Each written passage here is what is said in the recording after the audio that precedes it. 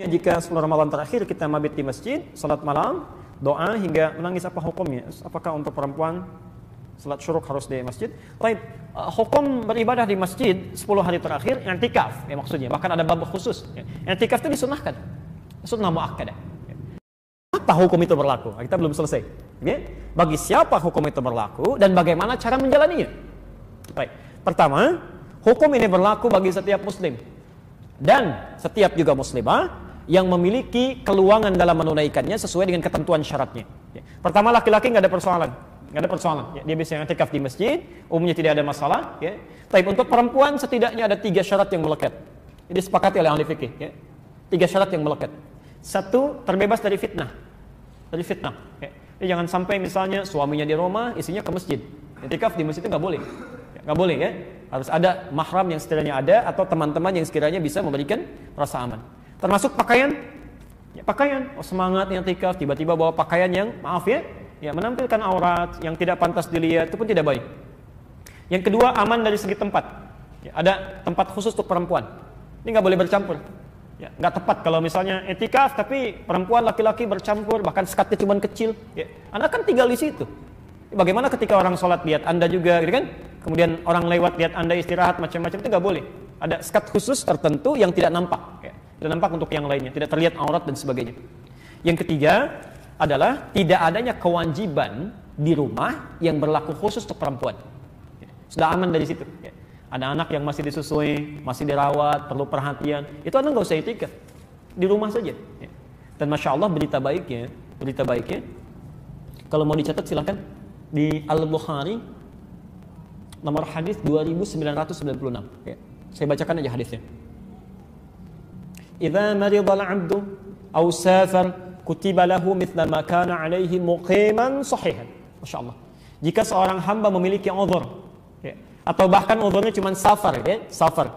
Saya mau safar nih ke Bandung, nanti misal istirahat di kilometer 57, macetnya luar biasa. Biasanya salat sunnah karena situasi harus cepat, maka jamak qasar. Jamak satukan zuhur dengan asar, misal qasar kurangi rakaatnya dari 4 jadi 2. Tunaikan 2.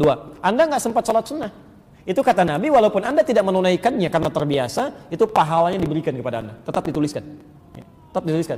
Maka bagaimana dengan seorang perempuan? Misal, yang dalam keadaan sucinya selalu beramal, baca Quran, salat sunnah macam-macam, itu dalam keadaan haidnya, itu pahalanya dituliskan. Semuanya, walaupun ibu tidak mengerjakannya. Demi Allah saya katakan, rugi seorang perempuan kalau dia tidak beramal di masa sucinya, itu saat haidnya cuma pahala fardunya aja. Itu rugi besar. Nah, kaitan dengan i'tikaf, Nabi menyampaikan di hadis Muslim, Anda temukan kisahnya seorang perempuan Ansar datang kepada Nabi sallallahu alaihi wasallam. Menyampaikan, "Ya Rasulullah, enak jadi laki-laki," katanya.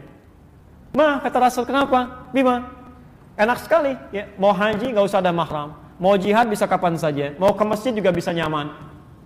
Kami bagaimana?" Kata Nabi, komentar pertama, ini pertanyaan terbaik. Jadi ada sahabat, kata Nabi, tidak ada pertanyaan sebaik yang ini. Kata Rasulullah, sampaikan pada kawan-kawan. Padahal Nabi tidak diberitahu kalau dia ini utusan. Di ngobrol dengan teman-temannya, kita berdiskusi begini, sampaikan pada Nabi, ini persoalan kita begini. Kata Nabi, sampaikan pada teman-temanmu apa yang dilakukan oleh pria-pria di luar rumah. Sepanjang engkau riba memberikan kebaikan untuknya, maka engkau mendapat pahala yang sama dengan yang mereka kerjakan. Maka kenapa ibu tidak siapkan untuk suami anak yang laki-laki? Nah, i'tikaf dengan ayah, mama siapkan. Ini kelengkapan, ini segala yang mama doakan dari sini. Itu Anda mendapatkan pahala yang sama sekalipun tidak menyertainya. Kalau Anda punya uzur.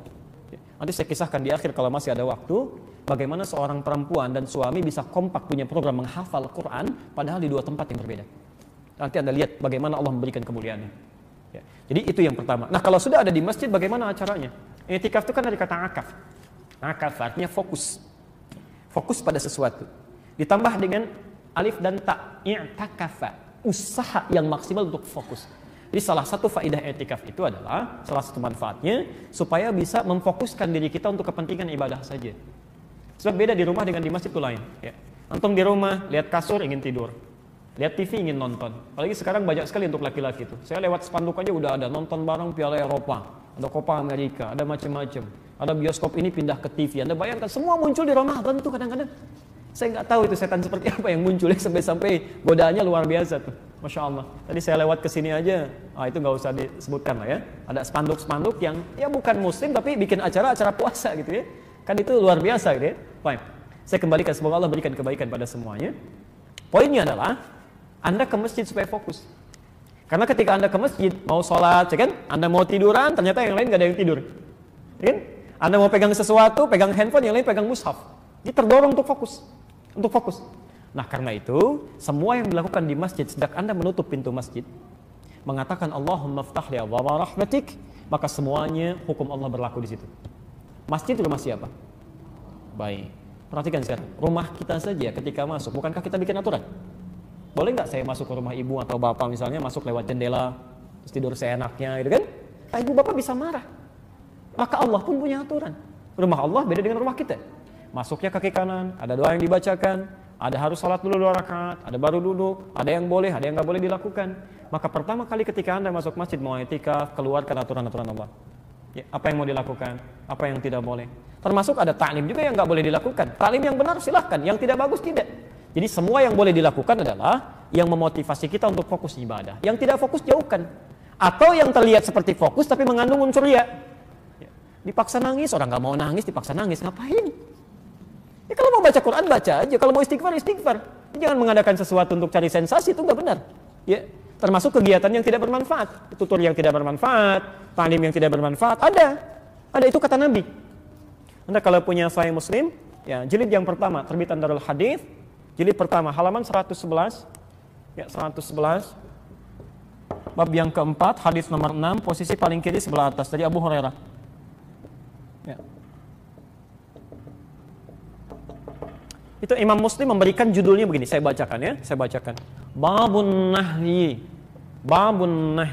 an akhdhir riwayati anid du'afa. Bab larangan untuk mengambil ilmu riwayat dari orang-orang yang lemah ilmu. Anda bisa bayangkan, ya. Lemah ilmu aja nggak boleh diambil, apalagi yang nggak ada ilmunya. Yang nggak ada ilmunya. Ya. Kemarin kok jadi pelawak, sekarang jadi ustadz. Mohon maaf ya. Kemarin jadi penari, sekarang jadi ustadz. Ya Anda harus selektif dong. Ya. Harus selektif, harus dilihat. Ya mereka mungkin ingin merubah kan, tapi dalam konteks dia menyampaikan sesuatu, kalau tidak ada ilmu nggak boleh diambil. Lemah aja nggak boleh. Ya. Termasuk maaf, Anda pun jangan zalim kepada para ustadz. Kalau ustadz bukan di bidangnya, jangan diberikan materinya.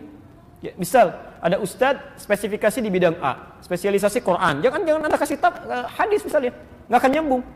Ya, atau Anda kasih fikih, nggak akan nyambung, bisa keliru nanti. Ya, kecuali memang menguasai di bidangnya. Itu yang paling bahaya, ya, paling bahaya di situ. Bisa salah nantinya. Kata Nabi, sayakunu fi akhiriz zamani, akan muncul di akhir zaman dajjaluna kadzabun, ada orang-orang yang biasa berdusta dalam hal agama. Ya, yuhadditsunakum bima lam tasma'uhu wa la yasma'unahu aba'ukum. Anda akan dengar statement mereka yang tidak pernah kalian dengar sebelumnya, bahkan bapak ibu kalian pun dulu nggak pernah dengar. Ya, jangankan kita, orang jahiliyah aja nggak pernah dengar. Orang jahiliyah tuh nggak pernah dengar. Ya, agama itu semuanya sama, mengajak pada Tuhan yang sama, cuman caranya beda-beda. Itu jangankan kita, orang jahiliyah aja nggak pernah dengar. Gitu, nggak pernah dengar. Nah, itu berbahaya. Kata Nabi, iyyakum wa iyyahum, hati-hati dengan mereka, Anda mesti jaga diri. Ya, la yudillunakum, jangan sampai mereka menyesatkan Anda. Ya, jadi ada yang seperti itu yang tidak baik, termasuk yang tidak berfaedah, itu tinggalkan. Ya. Zamannya Ali bin Abi Thalib sampai Imam Al-Ghazali, itu pernah ada seseorang menyampaikan ta'lim di satu masjid. Ya, ini bukan canda, bukan apa-apa, menyampaikan kalimat yang tidak ada dasarnya. Jadi kayak Israiliyat ya, tidak jelas sumbernya dari mana. Itu dicek lagi oleh Ali bin Abi Thalib, termasuk Imam Al-Ghazali setelah masa yang sama, ya masa yang berbeda dengan situasi yang sama, itu besoknya nggak ngajar lagi, saking ketatnya bahwa agama itu bukan mainan, ya, bukan mainan. Jadi kalau ada tadi ya, misalnya taruhlah manfaat yang banyak, ya silahkan saja. Ya, i'tikaf di Masjidil Haram setelah tarawih pada bangun lagi, pada sholat lagi, itu boleh dilakukan. Ya, ada hadisnya di hadis Muslim nomor hadis 764, Nabi pernah ditutup dengan witir, diduga fajarnya akan datang. Tapi ternyata kelihatan masih gelap. Beliau sholat lagi. Ketika salam 2 rakaat, Bilal kemudian azan. Dari situ kata ulama, kalau Anda memang masih ada peluang waktu untuk menunaikan ibadah setelah ibadah yang lainnya, kalau masih ingin sholat silahkan. Ya, tidak perlu witir lagi. Jadi selesai tutup, selesai. Ya, itu sah dilakukan. Di Makkah itu kalau 10 malam terakhir kan suka pada bangun deh. Suka sholat lagi kalau Anda umrah di 10 terakhir Ramadan.